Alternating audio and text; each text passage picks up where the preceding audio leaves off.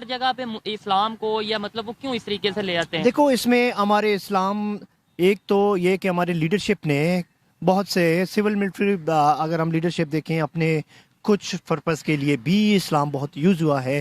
اس کی وجہ سے یہ دنیا میں ہر جگہ بھی آپ بہت سے ممالک میں، اور ایون پہلے اگر آپ دیکھیں مذہب کہیں بھی ہو یہ یوز ہوا ہے. لیکن اگر ہم مذہب کو جیسا کہ اپنا فارن پالیسی کے ایک ڈٹرمننٹ اگر رکھیں تو اس سے ہمارے لیے آج کے دور میں بڑا نقصان ہے. جیسا اسرائیل کو ریکگنائز نہیں کرنا، جیسا نن مسلم انڈیا سے پاکستان کا، یہ سب کورس ہمارے تو تعلق پرابلمز ہیں انڈیا کشمیر کے ساتھ. کنٹریز کے انڈیا اور چائنا کے بھی ہیں. نہیں، میں یہی کہہ رہا ہوں کہ ہمیں ان چیزوں کو، جیسے چائنیز پریزیڈنٹ نے کہا تھا کہ جو ایشوز جو they are unresolvable at the time they should be put at the shelf, ان کو شیلف میں رکھتے ہوئے ہمیں ٹریڈ اور باقی ایریاز پہ کام کرنا ہے. کیونکہ کنٹریز دو انسان کی طرح تھوڑا ہی ہیں کہ ان میں جب انیمٹی ہو، کنٹریز کے ایک ایریاز میں حالات خراب ہو، تھوڑی تعلقات خراب ہیں، دوسرے ایریاز میں وہ ان کے کولیبریشن ہے. جیسا کہ چائنا انڈیا کی آپ بات کی، ان کی ٹریڈ والیوم بہت زیادہ ہے، جبکہ ان کا بارڈر ڈسپیوٹ تو بہت ہے. یہ چائنا اور انڈیا کی بات کر رہے ہیں، امریکہ اور چائنا کی بات کر رہے ہیں، ان کی آپس میں کنفلکٹ بھی چل رہا ہے، اور ان کی اگر ٹریڈ پرسپیکٹ کو دیکھا جائے تو وہ ٹریڈ ان کی کافی زیادہ ہے. 500 بلین سب انہوں نے کراس کیا ہے. ہم نے کیوں ڈیڈ لاک کر دیا جی؟ ہم بات بھی نہیں کریں گے، ہم بالکل ریلیشن بھی نہیں بہتر کریں گے. اور دوسرے نمبر پہ آپ میرے سے زیادہ جانتے ہوں گے، ٹیچر ہیں آپ کے، ہمیں زیادہ نقصان ہوا یا انڈیا کو؟ میرے خیال میں سب سے بڑا نقصان ہمیں ہوا ہے، کیونکہ ایک ورلڈ بینک کی رپورٹ کے مطابق پاکستان اور انڈیا کے درمیان 37 بلین پوٹینشیل ہے ٹریڈ کا.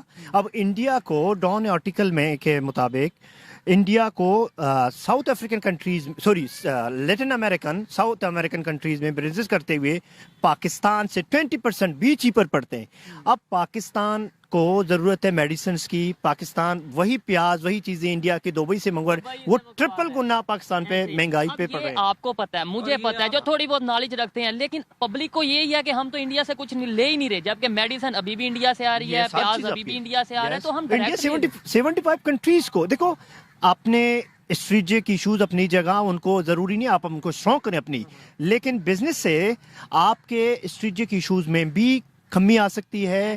آپ کے لوگوں کے درمیان جو پاکستان انڈیا کے لوگوں کے رشتہ داریاں بھی ہیں آپس میں، یس کنیکشن ہوگی، اس میں وہ نفرتیں ہیں وہ کم ہو جاتی ہیں اور تعلقات بھی بہتر ہوتے جائیں گے. لیکن اس کا مطلب بھی نہیں ہے کہ آپ اپنی سیکیورٹی کو کمپرومائز کرو، اپنی سیکیورٹی کو بھی اسٹرانگ کرو، جو کہ پوری دنیا میں یہ چیزیں ہو رہی ہیں. ہماری فارن پالیسی میں کون سا ایسا ڈرا بیک ہے، کون سی ایسی کمی ہے جس کی وجہ سے ہم نہ تو ایران سے ریلیشن بہتر کر پا رہے ہیں؟ آپ نے پڑھا ہوگا کہ انہوں نے بھی ہمیں کہہ دیا کہ آپ انٹرنیشنل کورٹ پہ جائیں گے، 18 بلین کا فائن کریں گے. نہ افغانستان کے ساتھ ریلیشن، نہ بنگلہ دیش تھوڑا بے شک دور ہے لیکن اس کے ساتھ بھی ہمارے کسی کے ساتھ. سب سے بڑی بات یہ ہے کہ ہماری foreign policy we have been dependent on because of our growing economic wars.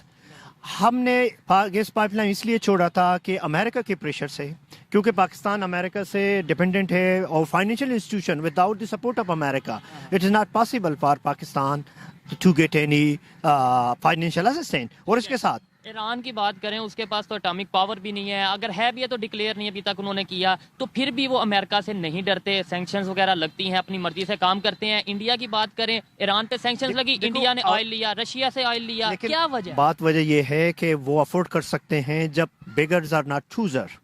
سب سے تو یہاں تو میرے کنکلوژن یہ ہے کہ ایران کی جو ہر چیز ہے وہ انڈیجینس ہے، ان کی اپنی ہر چیز اپنے ہی پیدا ہوتے ہیں. ہمارے پاس جو کہ we use to export even wheat, جو گندم ایک زمانے میں، اب تو ایگریکلچر کے واسٹ ایگریکلچر کے ہونے کے باوجود ابھی ہم گندم اور پیاز بھی امپورٹ کر رہے ہیں.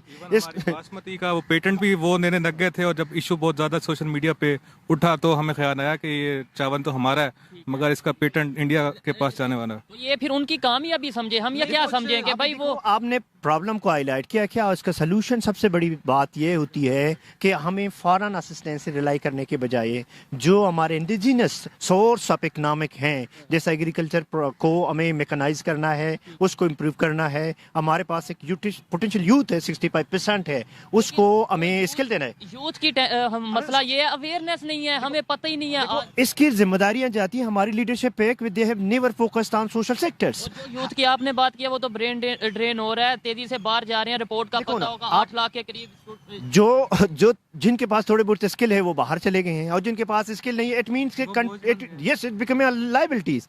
अब इसकी वजह यह है कि हमारी अभी भी हमने होश के नाखून नहीं लिया। हम मसलों को हल करने की बजाय हम जैसा कि जैसे एक आर्टिकल कल लिखा था, उन्होंने कहा था अ पर्सन नीड सर्जरी, अगर उसको सर्जरी की ज़रूरत है, आप उसको मेडिसिन देते हुए क्यों 10 साल तक चलाते हो? वो सेहतियाबी नहीं होगा, आप डायरेक्टली सर्जरी करें। यहाँ रिफॉर्म्स की ज़रूरत है। आपके जो 36% जो इकानमी है अनडॉक्यूमेंटेड, जो बिग फिश है, दे आर इन्वॉल्व। आप उसको, इट इज़ नॉट ईजी। जो आपने देखा पिछले साल जो इमरान खान की रजीम में शबर ज़ैदी को उन्होंने लाया था, आप उसने हालात को देखते हुए कि ये सारे वही लोग हैं जो देयर एलीट कैप्चर स्टेट उसको कहते हैं, they always been against the reform, उन्होंने छोड़ के चला गया था। उनकी सख्त जरूरत है, ऐसे लोगों की भी हमें वैसे तो सख्त जरूरत है। इनसे बात करते हैं कि आप बताएं, आप भी थोड़ा सा हम कंट्रीब्यूट करेंगे इनको भी। बताएं इंडिया कैसे, कौन सी ऐसी पॉलिसी है, बिल्कुल हमारा नेबर है, 1947 में सफर भी साथ शुरू किया, आज वो कहां से कहां, और आबादी इतनी ज्यादा, दुनिया की पहले नंबर पे आबादी हो गई है, फिर भी मैनेज कर रहे हैं, क्या वजह? एक तो उनके जो इंटरेस्ट हैं, ठीक है, स्टार्ट पाकिस्तान और इंडिया को अगर कंपेयर किया जाए तो उधर जो डेमोक्रेसी सिस्टम है, ठीक है, वो रिलेटिवली हमारे से बहुत बेहतर है, ठीक है। उधर जिस तरह हमारी जो डिपेंडेंसी पॉलिसी थी, ठीक है, उनकी रिलेटिवली कम थी, ठीक है, उनमें पॉलिटिकल इंजीनियरिंग बहुत कम थी जो कंपेयर टू पाकिस्तान है। तो में अगर बात करें वहाँ पे भी काफी हद तक यूथ है, आपको नहीं लगता उनकी यूथ में और हम जो यूथ हैं काफी फर्क? बड़ा फर्क है। जब आपने फर्क ये है कि 1945 में नेहरू ने पूरा आईटी सेक्टर लगाना शुरू, आईटी को पूरा एजुकेशन, हायर एजुकेशन को प्रमोट किया। आज इंडियन यूथ बड़े ग्लोबल हाई जॉइंट टेक्निक्स के सीईओज हैं जनाब। ये तो पता है 1945 में नहीं 55 से शुरू करते हुए फिर उनको जब इंदिरा गांधी राजीव गांधी ने उनको बढ़ाया, और ये बात बड़ा मशहूर है कि वहाँ आईटी सेक्टर्स ओपन कर रहे थे, हम यहाँ मदरसे खोल रहे थे।